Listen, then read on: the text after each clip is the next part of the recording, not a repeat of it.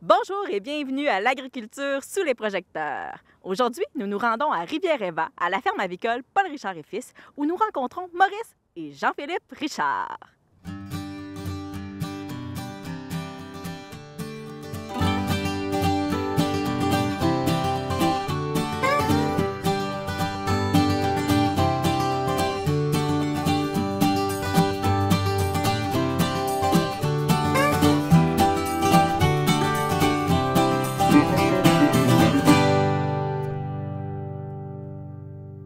Alors aujourd'hui, on est avec Jean-Philippe et Maurice Richard. Alors bonjour.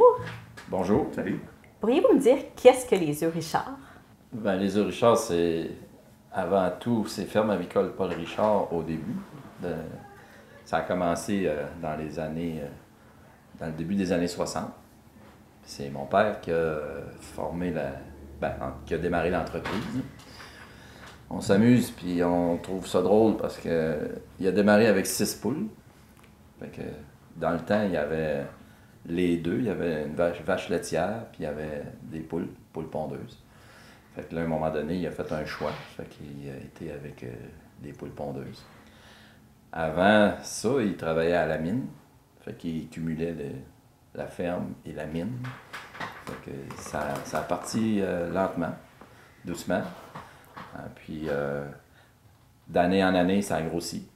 Ça a pris son envol, surtout dans les années 68, 69, 70, 74 en montant. C'était toujours des constructions, puis les troupeaux, ils grossissaient continuellement. Aujourd'hui, l'entreprise possède, parce qu'il y a différentes entreprises, on vous l'expliquera en cours de route, mais la famille comme telle, il y a plus que 102 000 oiseaux, des pondeuses, puis on a 36 000 poulettes en élevage également. Fait que c'est comme ça que l'entreprise a progressé. Petite anecdote, là, c'est ma grand-mère, dans le fond, au début, quand ils décollaient les poussins, ils se sont rendus compte que ça prenait de la chaleur pour qu'ils toffent. C'est des petits poussins, nous, les bâtiments sont à peu près à 30 degrés Celsius. Quand ils arrivent, là, c'est chaud. Fait qu'elle est partie dans le four au début. Qu'on est parti de ça, c'était juste pour renchérir un peu ce qu'il disait. Là. On est parti de là à aujourd'hui, qu'est-ce que c'est? Là? OK. Et aujourd'hui, qu'est-ce que les œufs Richard? Ben, les œufs Richard, c'est l'entreprise de commercialisation. Les œufs Richard commercialisent les œufs de Ferme Avicole Éva, Ferme Avicole Paul Richard et également les œufs d'or. C'est tous des producteurs de la région. Les œufs Richard, en fait, la région de l'Abitibi-Témiscamingue, c'est la seule région autosuffisante en œufs au Québec. Fait qu'ils sont, quand mon père puis M. Beauvais ont démarré toute leur production, il y avait peut-être 5 à 10 à peine des œufs qui étaient produits en région. Les œufs arrivaient par wagon, ça venait du Manitoba. Puis là, de fil en aiguille, d'année en année, les producteurs de la région ont pris le marché au complet. Et est-ce que l'entreprise s'est développée vers différents marchés, vers différents types de production au fil des années? Nous, on a resté, disons qu'on s'est diversifié à un moment donné, on est allé dans le bœuf, parce que les poules pondeuses, ils produisent du fumier, comme on dit. Puis ça prenait des terres pour étendre le fumier. Ça fait que mon père, à un moment donné, il a été vers le bœuf pour... le fumier amène les champs, l'herbe, et c'est une roue qui tourne. Fait qu'on s'est diversifié dans le bœuf. Aujourd'hui, on est dans le grain, la production de grains. Fait qu'on n'a plus de bœuf. On a eu dans les années 96-97 des productions horticoles. On est allé dans les choux, les choux-fleurs, les tomates. Ça aussi, on a essayé ça, on a abandonné ça.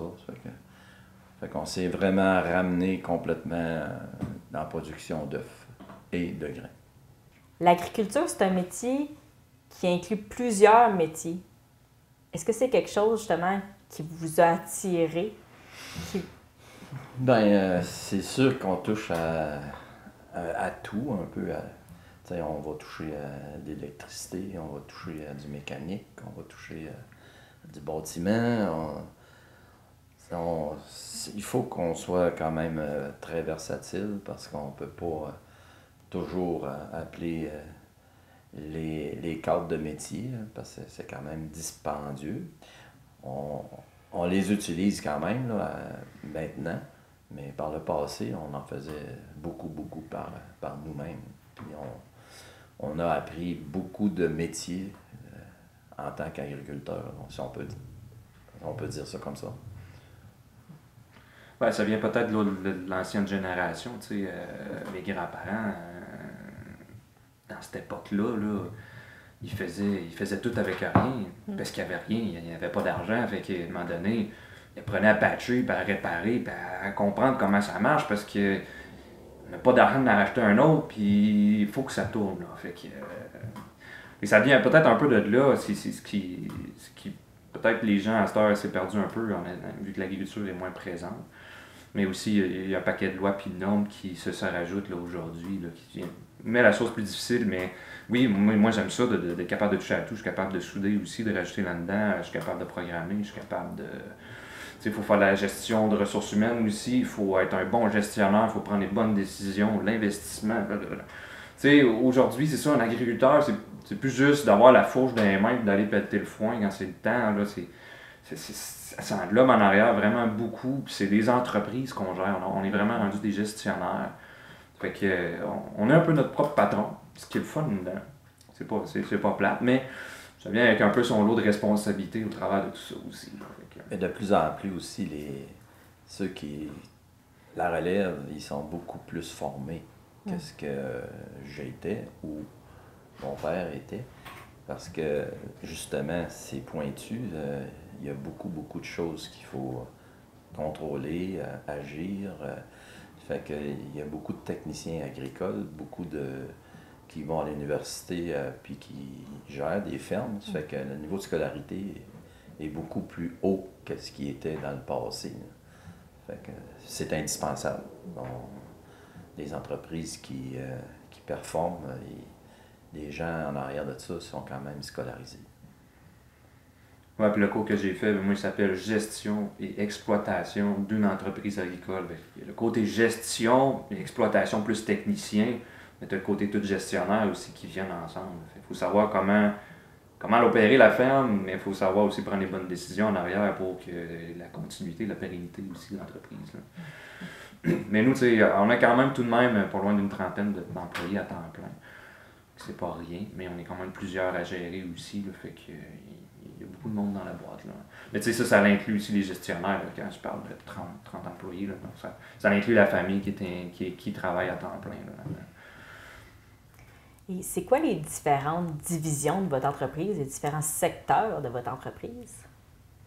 Ben, on a 4 entreprises qui marchent en parallèle, si on peut dire. On a 2 entreprises de production.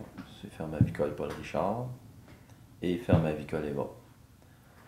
Ferme avicole Eva produit uniquement des œufs. Ferme avicole Paul Richard produit des œufs, produit du grain. Le grain, notre production de grain est 100% biologique maintenant. Et puis, on a un secteur d'élevage, fait qu'on prépare nos propres poules. Les poussins y arrivent un jour, puis ils sont élevés jusqu'à 19 semaines. Ça, c'est les 2 entreprises de production. Après, on a l'entreprise de distribution qui s'appelle les œufs Richard Eggs Incorporés, que la population connaît bien. C'est elle qui classifie les œufs des 2 fermes de production, plus la ferme Les œufs d'or à Val-d'Or. Et la dernière entreprise, ben, c'est les Meuniers Richard.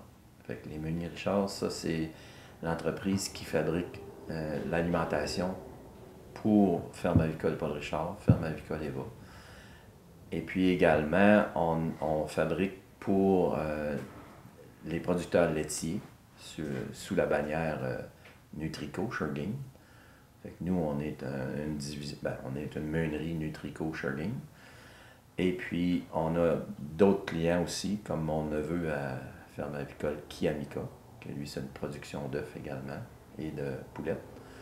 Fait que ces 4 entreprises-là, ben, ils fonctionnent tous en même temps. Ça fait que tout le bureau ici, ben, les secrétaires, ben, il y en a une qui est sur un secteur, l'autre sur l'autre secteur, et c'est tout regroupé ici pour la gestion. On va parler plus du secteur, justement, des poules. Donc, vous me parliez que vous avez des poulettes, puis vous avez des poules qui sont productives, dans le fond. Donc, j'aimerais comprendre. Oui, ben, quand on parle des poulettes, en fait, c'est que c'est pas tous les producteurs d'œufs qui fait toute la chaîne. Parce que il y a une autre production avant ça, dans le fond, qui est les œufs d'incubation. Donc, de vraiment créer les poussins. Ça, on fait pas ça. Nous, on achète les poussins déjà faits. Ils arrivent à 2 jours. Mais ça, c'est l'élevage, OK? Ils arrivent à 2 jours. Ce sont des petites boules jaunes, toutes de duvet, toutes de duvet. Puis, jusqu'à 19 semaines environ, OK? Ça, c'est l'élevage. Donc, c'est le temps que ça prend avant qu'ils commencent à pondre. Fait que ça, c'est l'élevage, c'est vraiment dans des systèmes différents, parce que là, on n'a pas besoin de ramasser des œufs. Puis aussi, ils ont des tout petites pattes. Fait que dans des systèmes normaux, ben, ça ne marcherait pas parce qu'il resterait pied. C'est vraiment conçu pour ce type de production-là. Fait que c'est comme avant, de l'amener jusqu'à après ta ponte. Puis après ça, ben, il y a vraiment le cycle de production en tant que tel. Donc, ben là, c'est la poule qui pond l'œuf, puis qu'on ramasse, hein, qu'on vend après dans les marchés. Là. Puis une poule, sa durée de vie productive, on va dire, c'est combien de temps? C'est 12 mois. 12 mois. De production. De production. Ça peut vivre plus longtemps que ça. Mais le marché étant ce qu'il est, après 12 mois, la qualité de coquille affaiblit. Ça fait que les consommateurs, ben, ils n'aiment pas ça. T'sais, si tu prends tes œufs et ils sont trop fragiles, on a tout le temps 3 lots différents, à différentes dates, justement pour avoir des grosseurs d'œufs qui sont presque toujours pareilles. Parce que quand la poule commence à pondre, dans le pond des piouis, c'est des très petits œufs. Puis tout au long de son année, ces œufs-là, ils grossissent pour arriver à extra gros, jumbo. Fait que la plupart du monde, ils vont manger du moyen, du gros. Le gros, c'est le marché le plus gros. Fait que, mais elle ne pond pas des gros œufs en commençant. Fait qu'il faut avoir différents lots pour être capable d'approvisionner le marché, ce que le consommateur veut. Autrement dit, il y a 3 âges différents. 3 âges de poules qu'on a en ce moment. Ah, c'est intéressant. Et combien d'œufs pond une poule j'allais dire par jour, par année? Ben, c'est pas tout à fait un. Ben, c'est presque un par jour, pas tout le temps, si on veut. En fait, par année, je sais pas, on est rendu à quoi la moyenne? 330 encore? C'est dans 330 environ. 330 œufs par année par sur poule. 360 jours. 365 jours. Ben, en fait, C'est presque un par jour. Là. Il manque pas bien, il va falloir 360. Et puis pour ramasser les œufs, dans le fond, c'est ça, vous avez robotisé l'entreprise en quelle année? ben, c'est au fil des années, les équipements ils ont évolué. Puis, au début, on ramassait tous les œufs à la main. Avec des chariots, on passait dans les rangées. J'ai pas connu ça. Après, non, c'est vrai. J'ai connu le dernier équipement de cage de ce type-là, je l'ai vu. après les œufs s'emmenaient sur des courroies en avant. On les ramassait quand même à la main. Puis aujourd'hui, ben, il y a des convoyeurs, puis on appelle ça des emballeuses, les machines. Fait que là, c'est la machine qui met les œufs dans les alvéoles. Mais il y a toujours du personnel pareil pour vérifier l'opération. Mais ça a beaucoup évolué. Là, les personnes qui ont ramassé les œufs à la main, là, ça date de au moins 30 ans. Et si on continue dans la production des œufs, dans le fond, bon, on a les poulaillers où les poules pondent. Après ça, qu'est-ce qui arrive aux œufs? C'est quoi les prochaines étapes? Ben, les œufs, quand ils sont ramassés, ils sont mis sur des alvéoles sur palette de 48 caisses de 180 œufs. Là. Après, ils sont amenés au poste de classification. Là, ils vont être traités dans le poste de classification. Ils vont être lavés, mirés, toutes classés par catégorie. Les catégories, ça marche par poids. C'est des normes canadiennes. Fait que, mettons, un gros, c'est entre 56 grammes et 63 grammes. Fait que là, ils sont tous classés selon leur poids. c'est ça qui détermine petit, moyen, gros, extra gros. Et puis après ça, dans le fond, les œufs, ils sont empaquetés. Est-ce que vous les empaquetez ici? Oui, ils sont mis dans les douzaines. C'est ça, c'est le processus, c'est de ça. Mais après ça, c'est les mettre ils sont mis dans les douzaines, puis après ça, dans des caisses, puis vendus au supermarché, là, aux épiceries. Et dans les œufs, il y a des œufs qui sont blancs, il y en a qui sont bruns. Est-ce que vous, il y a seulement une sorte de couleur? Ben non, on a deux. On a les bruns et les blancs, parce que le marché, on a quand même un petit marché, c'est pas la majorité ici en Amérique. Parce que si on irait en Europe, les œufs sont tous bruns, il n'y a quasiment pas de blanc. Fait que c'est une question de société puis de ce que les gens demandent, ce que les gens consomment. Là. On a un petit peu de brun, mais pas beaucoup. La majorité sont blancs. Ben, sur les 102 000, on a à peu près 3 500 brunes. Et j'imagine que vous mangez beaucoup d'œufs. Et comment vous les préparez, vous, vos œufs? Moi, j'en mange 2 à tous les matins, sans exception, 365 jours par année. Je suis classé dans les très gros mangeurs d'œufs, on va dire. Je les prends principalement tournés. C'est comme ça que je les mange. Tournez pas pété. Tournés, pas pétés. Ouais, puis ben moi, de mon côté, ça fait pas si longtemps que je mange des œufs pour déjeuner. Hein. Tu vas t'étonner un peu de ma réponse. Maintenant, oui, je mange que ça tous les matins comme mon père. Moi, c'est 3 œufs, c'est pas 2, c'est 3. Fait que je le bats. Moi, je crève juste le jaune, puis je le tourne. Mais je fais comme une espèce de crêpe, ma poêle est juste bien la bonne grosseur. À la fin, je le replie en 2 puis je le mets sur une toast. Je mange ça direct de même sur une toast. Je peux pouvoir le manger sans ustensiles, en lisant un peu l'actualité et tout ça. Mais ouais, ça fait juste 5-6 ans que je mange ça pour déjeuner. On s'était fait dire que pour le cholestérol, il ne fallait pas en manger plus puis tout. Peut-être un peu démentir ce mythe-là. Je sais pas d'où ce que ça vient, mais en tout cas, il y a eu des recherches dans le temps. Le mythe sur le cholestérol. Oui, dans les années. Peut-être mon père peut peut-être plus là-dessus. Il est peut-être plus connaissant de la chose, là, parce que c'était un peu avant mon époque qu'il a sorti ces espèces de recherches-là qui disaient que bon, les œufs c'était bien du cholestérol puis que c'était pas bon pour la santé. Ben, dans le fond, c'est parce qu'il n'y avait pas autant de connaissances qu'aujourd'hui pour ce qui est du bon cholestérol et du mauvais cholestérol. Fait que les analyses ils ont parti de là. Mais en fait, il n'y a pas que du mauvais cholestérol dans l'œuf, il y en a du bon aussi. Puis, rassurez-vous, j'en mange 2 par jour, puis mon taux de cholestérol est bon. Le docteur, sans problème. Fait que c'est pas les œufs qui vont créer des problèmes de cholestérol au niveau des gens. J'ai un ami qui est plus bâti, là, une bonne pièce d'homme, mais lui c'est 8 à tous les matins qu'il prend. Fait que, il n'y a pas de problème. Lui, je pense qu'il fait le bon test, là, ça va. S'il y aurait vraiment eu un problème, lui, là. Wow. Dans le fond, la production avicole, c'est géré par des quotas. Est-ce que vous pouvez m'en parler? Ben, c'est une production qui est sous gestion de l'offre, qu'on appelle. Puis, il y a des contingents, quotas, contingents.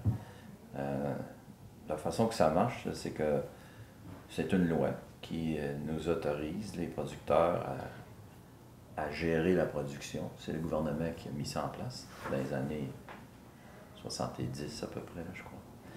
Puis, il y a quand même... Chaque province a son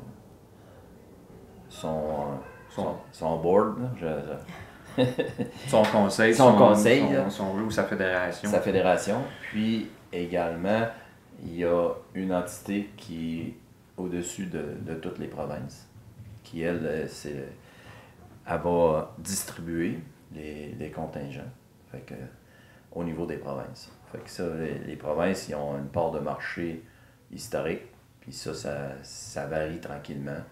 Ça évolue avec le temps. Ça fait que le Québec, on avait moins de quotas dans les années 70 que ce qu'on a aujourd'hui, parce que ça marche avec un ratio population. Ça fait que les provinces qui étaient déficitaires puis qui ont une plus grosse population, ben, ils ont un peu plus de contingents lorsqu'il y a des émissions de contingents. Fait que c'est tout géré, là, puis ça nous permet de produire ce qu'on a vraiment besoin pour le pays. Fait qu'on ne produit pas pour l'extérieur, pour les autres pays. On se concentre sur notre population. Puis c'est comme ça dans les œufs, c'est comme ça dans le lait, c'est comme ça dans le poulet, les dindons. Puis les œufs d'incubation. Puis les œufs d'incubation. Il y en a 5 modèles de gestion de l'offre au Canada. Et donc, si je comprends bien, c'est pan-canadien et non simplement par province. C'est pas canadien. C'est ça, c'est pas canadien, mais chaque province est gérée indépendamment, puis il peut y avoir de l'interprovince. Mais tu sais, l'idée en arrière de tout ça, c'est vraiment de contrôler l'offre et la demande pour éviter une fluctuation des prix, puis surtout pour avoir un revenu, ça garantit un revenu aux producteurs, puis ça protège aussi notre marché parce que oui, comme il disait, c'est pour notre production interne et pas pour l'exportation, mais ça va bloquer aussi l'importation, ça va venir mettre une surtaxation pour éviter que les États-Unis viendraient faire ce qu'ils appellent du dumping. Que les autres, à un moment donné, leur production, bien qu'ils en ont trop que ce qu'ils mangent. Fait que là, ils écoulent des œufs à vraiment très bas prix. Que ça ferait que nos producteurs ici ne seraient pas capables d'arriver puis d'accoter ça. Puis ça créerait beaucoup de faillites probablement au bout du compte. Parce que il y a quasiment un producteur, je pense, aux États-Unis est capable de produire autant d'œufs que le Canada au complet, ce qu'on a besoin. Et ça peut donner une idée de proportion. Fait qu'en arrière de tout ça, ça permet aussi, ça garantit selon un coût de production qui est établi. Okay? Ça va être des fermes vont être sélectionnées aléatoirement pour établir un coût de production. On dit, bon, un œuf ou une douzaine d'œufs, on parle plus en douzaine d'œufs. Une douzaine d'œufs, aujourd'hui, comment que ça coûte? Ça coûte ça au producteur, fait que le producteur va avoir un revenu qui va être dans la moyenne de ce que ça coûte vraiment. Et ça permet de pouvoir avoir des plus petits producteurs qui soient aussi rentables que des plus gros. Fait que, c'est vraiment... Puis après ça, bon, on ne rentrera pas dans les détails, là, mais le système il est fait aussi pour prioriser les plus petits que les plus gros et tout ça au niveau avicole. Fait que, ça fait ça. Mais ça a créé aussi un côté plus... J'allais dire dark side, là, mais un côté plus sombre, mais un côté, je cherche mes mots, là, mais pervers un peu, que ça a créé une rareté au niveau des quotas. Fait que les quotas, il y en a juste un certain montant limité. Donc, ce qui a monté les prix des quotas. Un quota, c'est le droit de produire pour une poule. Un quota. Donc, pour en produire comme nous 100 000, ça prend 100 000 quotas. Fait que quelqu'un qui voudrait se partir une ferme avicole aujourd'hui, ça serait assez compliqué parce qu'il ne doit pas avoir tant de quotas que ça de disponibles, est-ce que je comprends? Non, c'est quand même possible parce qu'on a des programmes à la Fédération pour des producteurs de 500 poules, des producteurs de 5 à 6 000 poules. À toutes les années, on a un producteur il y a un concours, puis un producteur qui est nouveau, qui arrive. Fait que nous, ça semble pas beaucoup, mais on était à peu près 108 producteurs. Maintenant, on est au-delà de 140, 150. Puis tous les producteurs qui sont nouveaux, ben, eux ont des contingents, sont pas obligés de les payer. Fait qu'ils ont un droit de payer, ils ont un droit de produire à vie, tant qu'ils sont. Ça reste familial, puis ça peut être transféré à leurs enfants aussi. Fait que la plupart des nouveaux producteurs qui ont commencé avec 5 000 dans le temps, c'est 6 000 maintenant, bien, ils sont tous rendus à 12 000, 15 000, puis il y a quand même de la possibilité pour être dans le système. Ce concours-là a lieu à chaque année, puis il y a des règles.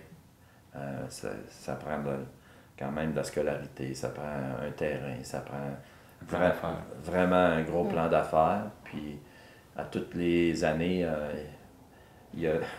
on a 5 boules dans le boulier, puis les noms sont là, puis ceux qui sont au plus haut dans la cotation là, de leur présentation, ben, il est tiré au hasard.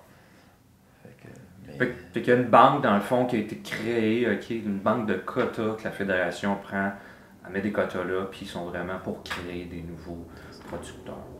Donc, moi, je comprends que vous êtes favorable à la gestion de l'offre et à la quota. On va prêcher pour notre paroisse, bien sûr. Là. C'est un très beau modèle. Puis il y a beaucoup de pays qui nous envient. parce que la production est stable. On est dans toutes les régions du Québec. C'est pas concentré à une place. Puis on s'assure que la population elle a des œufs à manger. Fait que, d'autres pays, ça fluctue tellement. Maintenant, j'aimerais savoir qu'est-ce qui vous a poussé à devenir agriculteur? Ben moi, je suis allé à l'étude au Lac-Saint-Jean en technique agricole. J'ai pas terminé mon cours. Il y avait eu une très grosse grève étudiante là, dans les années 78, je pense. Puis, à ce moment-là, mon père avait les mêmes problèmes qu'on a aujourd'hui. Il y avait de la difficulté avec la main-d'œuvre. Un bon coup, il m'a appelé et il dit bah, tant qu'à rien faire ou à niaiser, il dit viens-t'en donc. Il dit on a de l'ouvrage en masse. Fait que je suis revenu, mais je ne suis jamais retourné à l'école. Moi, depuis 1978, je travaille à plein temps sur la ferme. Ça va faire 43, 44 ans bientôt. Ironiquement, 30 ans plus tard, il s'est produit à peu près la même situation. J'étais allé au collège d'Alma, à la même école que lui est allé. Puis il y a eu une grève étudiante. Mais il s'est dit là, à deux, là, on va bien avoir le cours. Fait que dis-toi, tu vas continuer, tu vas finir ton cours, par exemple. Fait que non, mais qu'est-ce qui a poussé vraiment à aller vers ce milieu-là? C'est toujours une bonne question, puis une question qui me fait poser, je me fais poser souvent, donc que j'ai pas vraiment de réponse. Je sais pas, pour moi, c'est juste comme naturel. J'ai vécu là-dedans. La ferme en arrière, c'est comme l'extension de la maison. C'est comme une pièce de la maison. Ben, pour moi, c'est comme pas du travail. C'est comme chez nous ici. Fait que je me suis déjà questionné. Est-ce que j'aimerais aller faire d'autres choses? Probablement. J'aime bien l'informatique. Puis tout ça, je suis programmeur ici. Mais j'ai quand même trouvé mon compte. J'ai créé mon métier un peu ici. Ma branche, ma spécialité. Est-ce que je serais mieux ailleurs? C'est pas une question que je peux répondre. Il faudrait que j'irais ailleurs. Mais est-ce que j'ai vraiment le goût d'aller ailleurs? Pour l'instant, non. Je pense que non. C'est quelque chose. Puis c'est une passion. Puis je pense que le père a réussi à transmettre sa passion. Je pense qu'il a fait sa partie d'ouvrage qu'il avait à faire. Puis ben, le reste, c'est ça. Ça va de soi. En fait, j'ai 3 de mes 4 enfants qui sont dans l'entreprise. C'est quand même une bonne réussite pour la relève. Il y en a une, la plus vieille, qui n'est pas là, mais elle a travaillé étant étudiante aussi également. Puis elle a un attachement à la ferme. Puis elle a des abeilles, là, des petites ruches. Là. Puis elle gravite autour quand même de l'agriculture, mais son métier est dans les mines actuellement. Mais elle aimerait que ses enfants reprennent la ferme pareil. Tu vois, ça reste quand même là. Mais c'est un peu comme je disais tout à l'heure. C'est comme notre famille, c'est comme notre maison. C'est sûr. Nos valeurs, c'est ici, ça s'est bâti. Bien, merci beaucoup. C'était très intéressant.